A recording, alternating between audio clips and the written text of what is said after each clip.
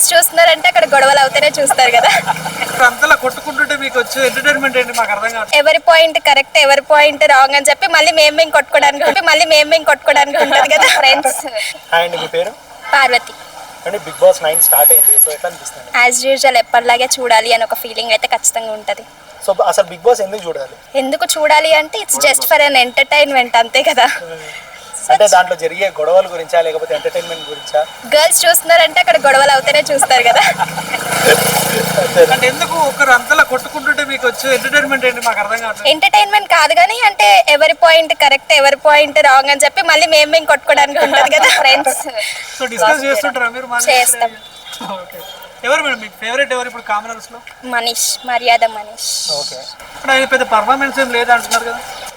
Maybe నాకు ఆయన strategies మంచిగా అనిపించాయి. గొడవలని కాదు కానీ నాకు ఆయన స్ట్రాటజీస్ మంచిగా అనిపించాయి. ఆయన వల్లే హౌస్ లో గొడవలు రావచ్చు చాలా మంది అంటున్నారు. బిగ్ బాస్ కి కావాల్సింది కూడా అదే కదా. సో మాస్క్ మ్యాన్ గురించి ఏం చెప్తారు? Mask man question mark, completely a question mark. Dammu Srija active, hyper active.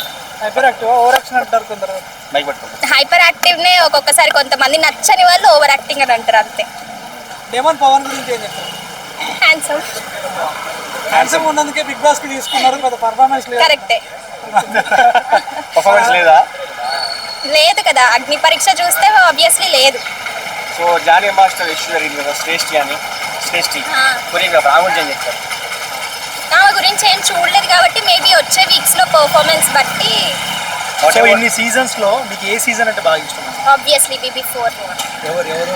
Akhil, Monal, Abhijit. అదే ఫేవరెట్. yes.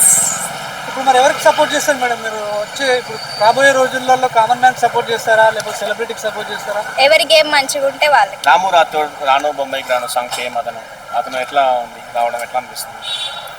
ఛాన్స్ అందరికి రాదు కదా, సో ఆయనకు వచ్చింది యూటిలైజ్ చేసుకుంటే బాగుంటుంది. So Emmanuel and Ritu Chaudhary entertainment కోసం కాబట్టి సపోర్ట్ చెయ్యాలి.